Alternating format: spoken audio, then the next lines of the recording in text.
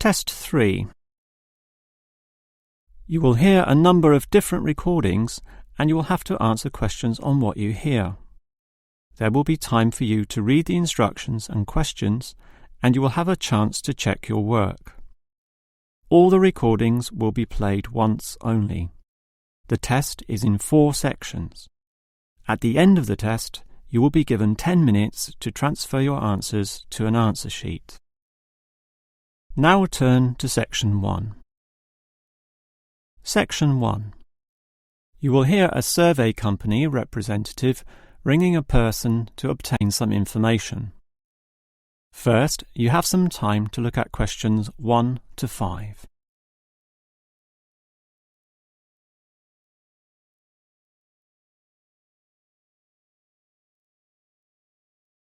You will see that there is an example that has been done for you.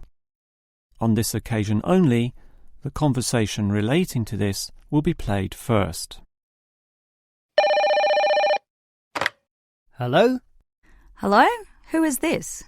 Hello, I'm a representative of the Tally-Ho Survey Company, and I'd like to ask you a few questions regarding exercise. Ah, that's an interesting subject. The representative will ask questions about exercise, so exercise has been written in the space. Now we shall begin.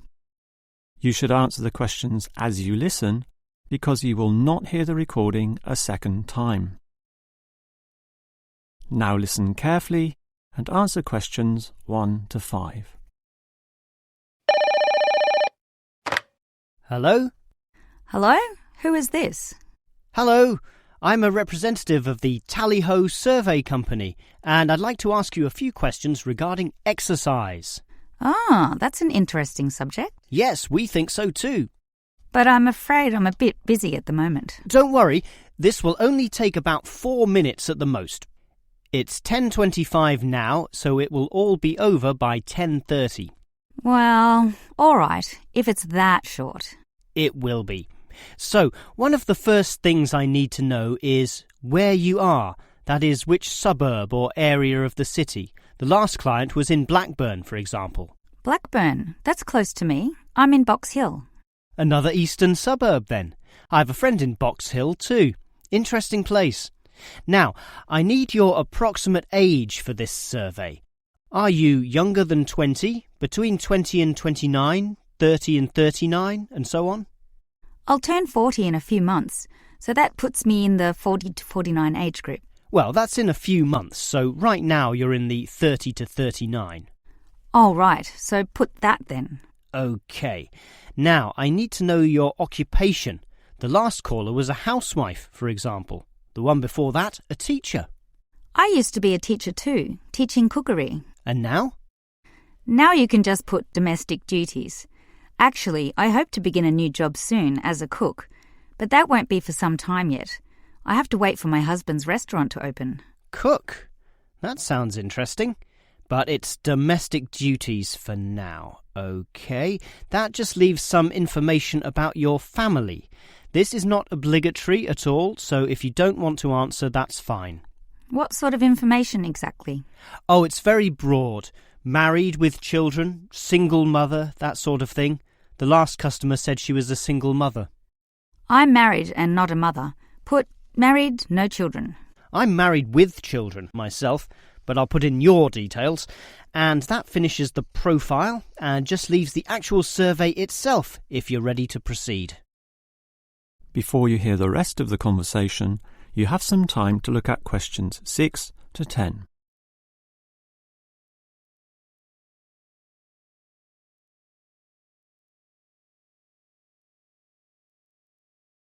Now listen and answer questions 6 to 10. All right, let's begin the survey now about your exercise habits. I'm afraid I don't exercise much at all. Well, the main question is in what form you take your exercise, however little that may be. For example, in just cleaning. Do you clean the house? My husband does the cleaning, actually, but I walk to the supermarket and shops very often, up to 4 times a week. I'll put that then, unless there's something else. Nothing else, really. But I diet. I'm very strict about what I eat. Oh, and I do yoga, although that's not very energetic. More a form of relaxation and to tighten my muscles. They're both important, of course. But what about sport? Do you undertake any sporting activities? This could be very infrequent. In the past, for example. My husband plays basketball at the local school, and I sometimes watch. When he was younger, he was in a basketball team, but I never participated. Have you done anything at all? I used to hike in a nearby national park. Well, that's a definite physical activity, so I'll put that, but not basketball. All right, that just leaves future exercise intentions. Do you plan or expect to do, at some stage, any form of exercise? I once dreamt of doing modern dance, but that's never going to happen. Realistically, I'm thinking about going swimming at the local aquatic centre. Although my husband thinks we should just jog. I can't see myself doing that though. Too tiring. I can understand. I used to jog too, and it really makes you sweat. I'd say swimming's a much better option. But I'll be starting this job as a cook in my husband's restaurant. I imagine I'll be very tired doing all those late shifts. But if I have any energy left over, I might go to the aquatic centre to release some stress. All right, well, that's the end of the survey. Thank you very much for your time. That is the end of section 1. You now have half a minute to check your answers.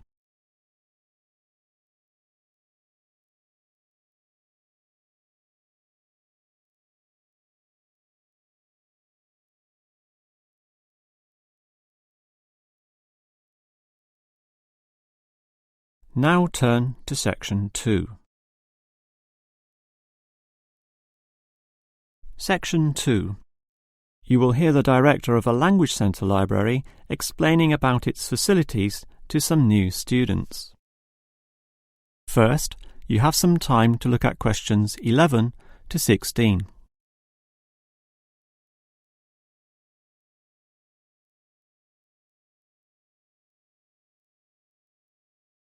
Now listen carefully and answer questions 11 to 16. Welcome to the library, or the ILC, which means Independent Learning Centre, and let me explain about some of its facilities. We're standing here at the entry gates next to the borrowing desk. That's where you check out any books, but you are also advised to study in the library here, since most of our material cannot be borrowed.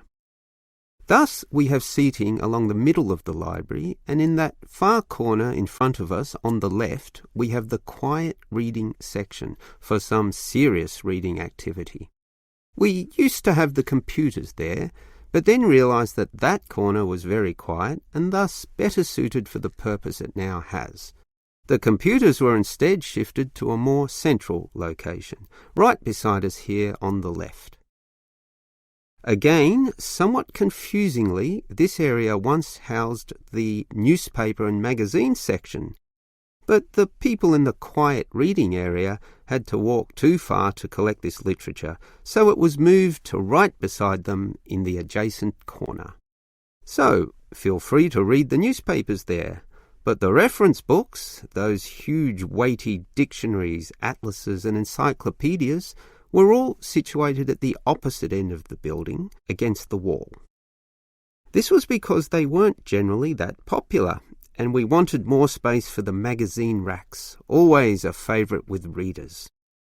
Okay, as well as reading, you need to work on your listening skills, and for that you need the audio section. Again, such an activity needs a quiet area, so we put this in the last remaining corner up there on your right. As you can see, there are CD players and headphones, so just borrow the listening packs, sit down there and listen away. Right, that just leaves the main library. In other libraries, that's often right beside the newspaper and magazine section, allowing freedom to choose from all genres of literature, but here we've got them further apart. For the main library, just follow your nose past the central seating there, and it's there among all that shelving, upon which you'll find an abundance of interesting books and listening packs to use. before you hear the rest of the talk, you have some time to look at questions 17 to 20.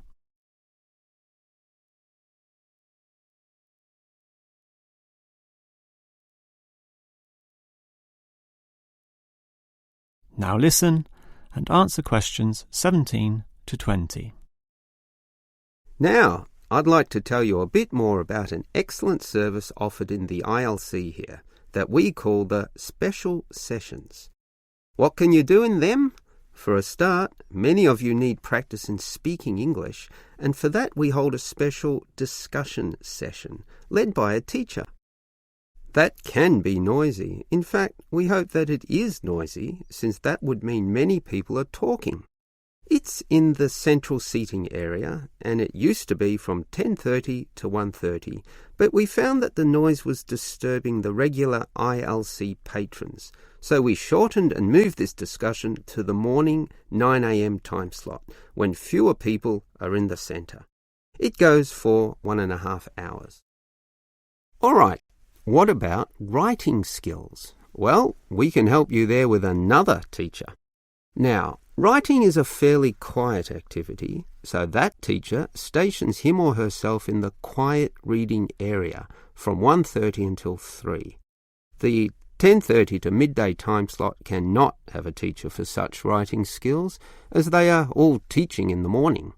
For this reason, of course, there cannot be an on-call teacher in the morning either. Although many people would like one, particularly the 10:30 to noon crowd, having just finished their early morning class. These students all have to wait until midday onwards, when, for 3 hours, a teacher will be stationed in the audio section, ready to deal with all those questions. Until recently, we had another teacher doing the 3 p.m. to 6 p.m. time slot in the central seating, but all the noise interfered with the late users of the ILC, so we had to cancel that. Also noisy can be the language exchange, where local students who want to learn your language will help you practice English. This is generally done in pairs, so the noise level is low enough not to need this exchange to run at 9 a.m, but at the more congenial time of 10:30 among the central seating. That must finish by 1:30 though, after which quieter and more individual activities take place.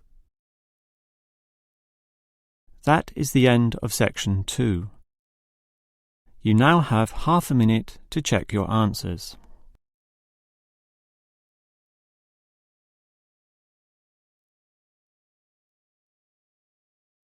Now turn to section 3. Section 3.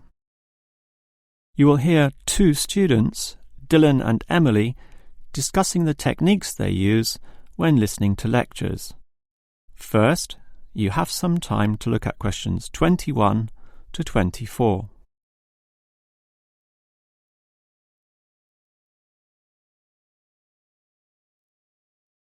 Now listen carefully and answer questions 21 to 24. Hi, Emily. What did you think of that lecture? A bit hard to follow, but I have some good lecture listening note-taking strategies which really help, so I can review the lecturer's message later. Lecture listening note-taking strategies? Review it later? That sounds interesting. I must admit, I struggle a bit to take down the gist of what I hear. Look at my notes. Well, I can see a basic problem immediately. You're writing full words, such as century, when all you need is a C. And don't write increase, just draw an up arrow. And why write thousand when a TH will do? I see. Just use symbols. That's not a bad idea at all. It's the most basic strategy, allowing you to record information at a faster pace. These lecturers can talk faster than others too, so you don't want to waste any time. But you need to be very familiar with your set of symbols. Why? Because you'll have to look at these notes days, weeks, or even months afterwards when you begin writing your essay. So you'll need to be able to interpret them at a later stage. I think I can do this, even by looking at your notes. Imed must mean immediately. But regarding the lecture as a whole, I knew the professor would be giving a set of specific recommendations, and comparing two alternative approaches, so I formatted my page in advance, adding the features consistent with the nature of what I was going to hear. I think I need an example of what you mean. Well, look at my page. Before the lecture, I drew large headings saying recommendations. You should always draw these, and I drew a table saying Approach 1 and Approach 2. At the end, I drew a flowchart, as obviously the final recommendation would be a step-by-step approach. Then I was prepared in advance to simply fill in the spaces. Wow! Now that's clever. Before you hear the rest of the talk, you have some time to look at questions 25 to 30.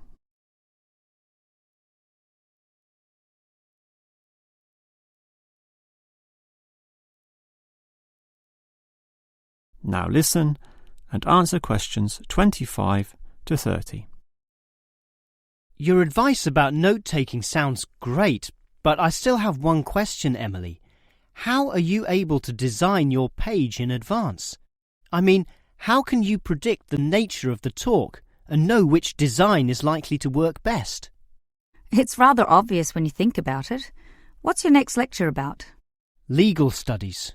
Well, that suggests to me that you'll need a flowchart, since the judicial system has a very logical, do this first, do that second approach, which must be followed in that order. You know, all the processes that happen in the courtroom and the procedures that must take place to ensure complete legality. Sure, that's the way law is, very linear and orderly. But what about culture studies? That's just a mass of comparisons of different cultures. Which tells you that you'll need a table where, in tabular form, you can efficiently write down information. But often the lecture's not that simple. The professor throws in a really complex mix of ideas. Then use a spider graph, like the web a spider makes, where there's a central idea around which you attach all the associated thoughts and ideas and impressions. I see. I think I understand. And that would be very quick too, very efficient. I like that. But what about management theory? How would you approach that? The same as with culture studies. I'd use a network, which is basically the same as a spider graph, linking thoughts, although this time there are directions involved. It is this element that makes it different, the fact that the thoughts go one way and not the other. Okay, has directions. It sounds logical. And what about the other subjects, such as political science? There's no predictable order to that. Well, for that I'd just put my notes in a line, that is, in linear or straight line fashion, and these notes would use symbols, of course, to save time. Okay, that just leaves mass media. For that, I wouldn't have any special design at all. As you say, sometimes it's impossible to predict in what way lecturers will present their information, in which case the best you can do is pre-write headings, but not specific, just general, as in main 1, main 2, sub 1, 2 and 3, and so on. Okay. But always be prepared to adapt to the nature of the talk, using any one of the other methods if it becomes appropriate at the time. That is the end of section 3. You now have half a minute to check your answers.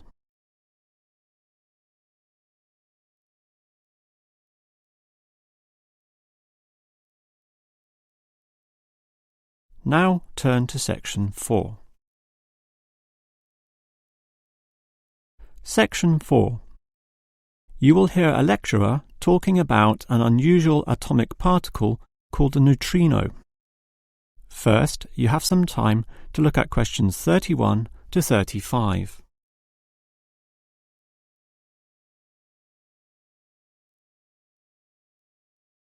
Now listen carefully and answer questions 31 to 35.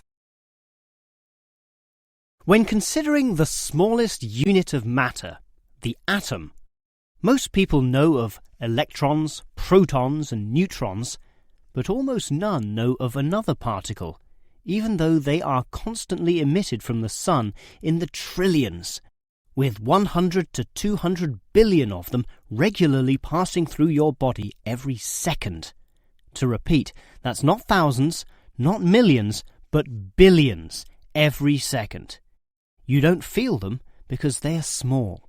In fact, so tiny that we can barely detect their presence at all. These mysterious particles are called neutrinos. Despite such an abundance, detecting them is a huge undertaking, and there are many reasons for this. Firstly, the neutrino itself is so small that you need to eliminate absolutely all other particles around. To do this, you need what is called a clean room, one that has an extremely low level of dust, microbes, floating particles, or chemical vapours. You probably don't know it, but the air around you right now has almost 40 million particles per cubic metre. In contrast, the cleanest of clean rooms has less than 10. The second problem is that you also need an environment with absolutely no background radiation. At the surface of the Earth, such radiation is all around, from the sun and sky, and from TVs and communication devices. The only way to screen out all that is to go underground, and I mean deep underground. For example, the Sudbury Neutrino Observatory in Canada uses an old nickel mine, one of the deepest in the world, and puts the observatory in its lowest tunnel, more than 2 kilometres below the surface.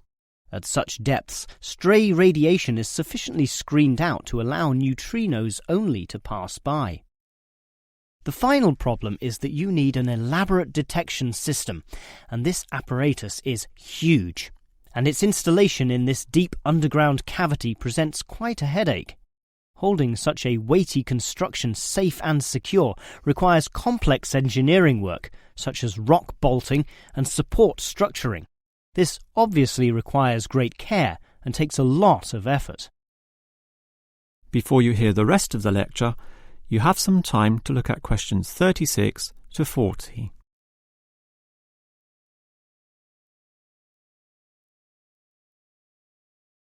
Now listen and answer questions 36 to 40. So I've told you about the difficulty in detecting neutrinos. They are tiny, virtually weightless, have no electric charge, and hardly interact with anything at all. Yet we can detect them, and to see how, let's consider the Sudbury installation once again. The detector there consists of a spherical container filled with heavy water. This rests inside another vessel filled with normal water, which helps support the weight of the inner sphere, as well as providing further shielding from any stray radiation. At the edge of this inner sphere are about 10,000 electronic detectors. These are extremely sensitive, able to multiply 100 million times any electric current which occurs. So, as the neutrinos pass through this sphere of water, there is a very, very, very small chance that one of them may hit a water molecule. To increase the likelihood of this, 2 strategies are used. 1.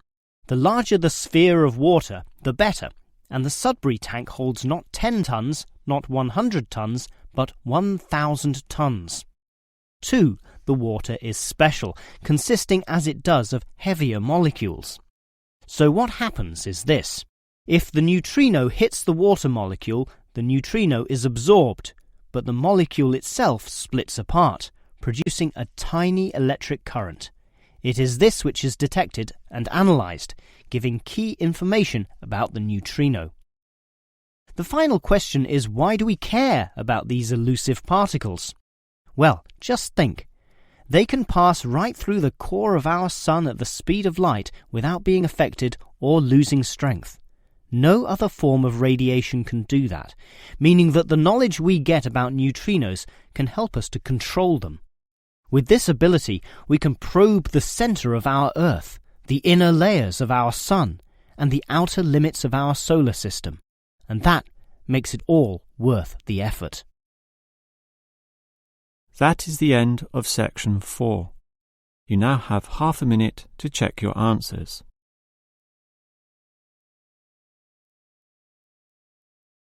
That is the end of the listening test. In the real Ielts test, you would now have 10 minutes to transfer your answers to the answer sheet.